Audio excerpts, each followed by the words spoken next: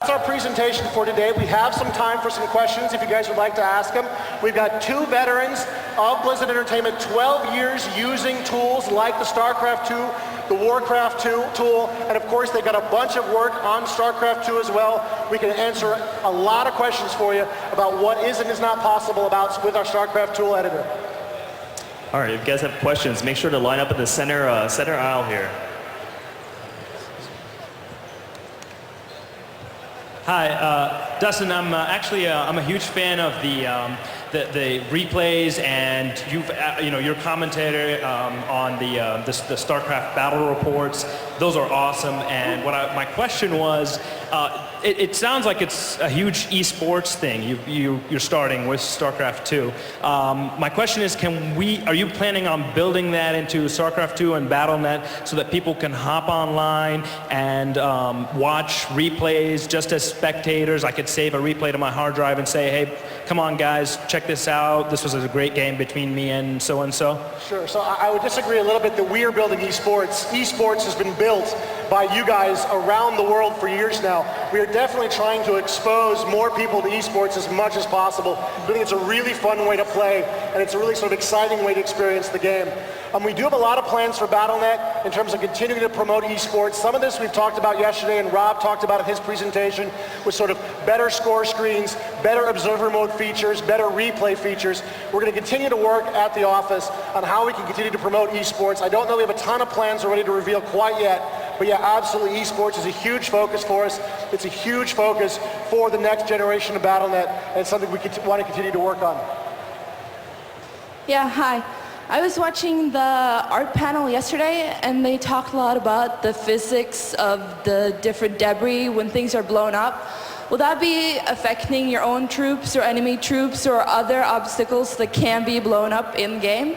The fuse is primarily used for visual sort of fun. We don't tend to use them too much for core gameplay because we feel like it's a little too random for sort of the intense battles of StarCraft. We don't want the game to be too random. So the physics are primarily there, for your fun and to make it look cool. That is stuff, of course, you could potentially use for mods, and all that stuff will be in there for you to use. Hi, I'm a StarCraft modder, and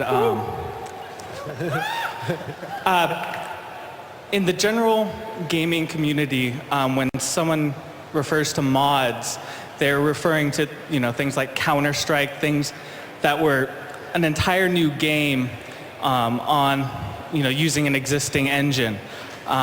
In these panels, I've heard the term mod used a lot to refer to a custom map, and I was wondering, what's tongue-tied, sorry. I am really tongue-tied. With a mod, is it?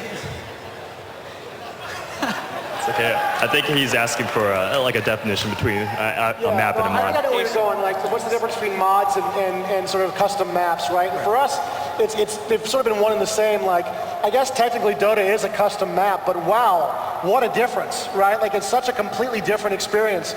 It's hard for me to define it not as sort of a full conversion of the game in many ways. It obviously leans on a lot of the UI that came with Warcraft 3 in terms of heroes and itemization and all of that, but Counter-Strike also leaned on, Half-Life in terms of weapon selection and ammo counters and health and all this kind of stuff. So I definitely feel like, it's just sort of a terminology difference. But at the end of the day, it's all the same to the end user. It's all, can I get something from a fan that fundamentally changes the way I play and gives me just a great gameplay experience?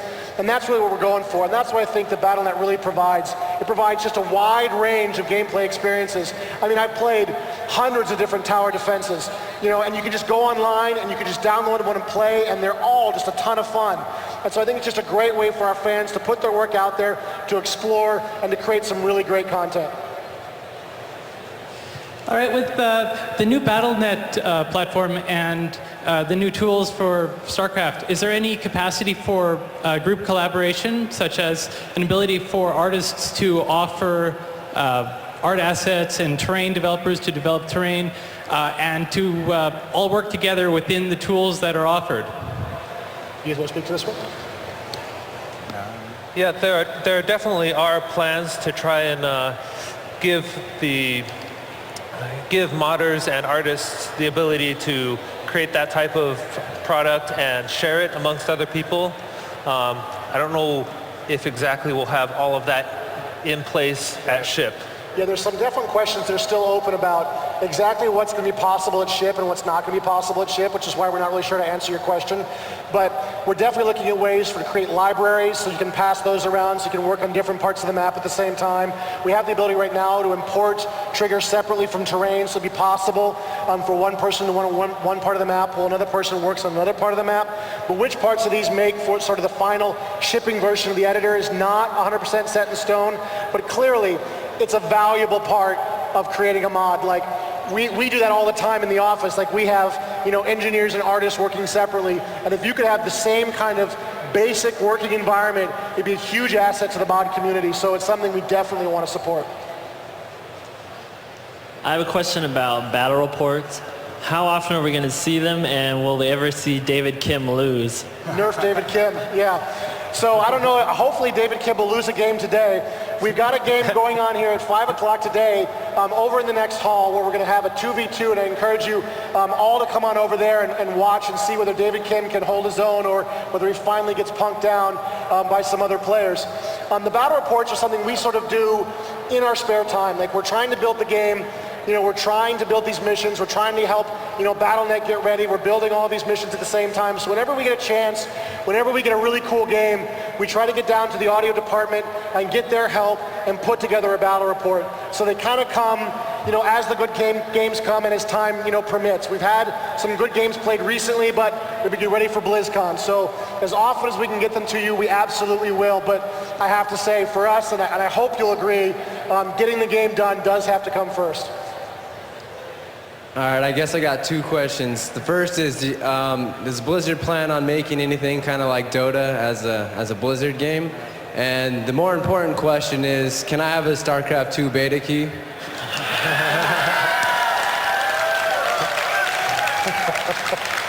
All right, so in terms of Dota, one of the things that made Dota so great, of course, was that it was fan-developed and it is patched constantly by the mod makers who develop it, and they just keep it really, really updated, sort of at a speed, frankly, that I don't think Blizzard could easily move at. So we're definitely going to look at putting out a sort of basic version of an Aeon of Strife, a Dota-type map. Hopefully we can get one done that will go to you, the fans, when the game ships or just after the game ships. But we really just plan on that map as being a template, as being an example of if you wanted to replicate that kind of gameplay, here's some of the code, here's some of the scripting, here's some of the data you could use to do that. So we'll put that out there, but we really hope you guys will take that map and run with it, and riff on it, and do whatever stuff you guys do, work your magic, and make it cool. As to the StarCraft 2 beta key, I'm telling you, buddy, you're going to have to take your chance like everybody else, though I appreciate your gumption asking for it. Hopefully you'll get in. Good luck, man. Yesterday in the cinematics panel, they showed us some of the storyboard from the cinematic Old Rivals. They said originally when they finished the storyboard, it clocked in at over 9 minutes. Now, they said, unfortunately, they couldn't make that cinematic run that long due to time constraints and stuff. My question is, do you have an estimate of how long that cinematic will run? And do you have an estimate of just how much pre-rendered cutscenes will feature in the first game? You really should have gotten in line for that one yesterday. I'm sorry, sir. I don't know the answer to that question. We have several cinematics. I don't know what the final exact count will be, and I don't know what the total time will be. It's as much as we could get done. Obviously, those are very expensive cinematics to put together, and they need a long lead time to get them ready. Like, we can't really react very quickly if there's story changes. So we end up focusing those on really the big, hard moments in the story that we know a year or 2 years or 3 years in advance, that those story elements are going to remain no matter what. So we really focus those on those elements. And then all of the in-game cinematics they've done, which they've done just a silly number of those. I think we're up to 17 or 18 in-game cinematics. Because they're a little easier to make, we can get a lot more of those into the game.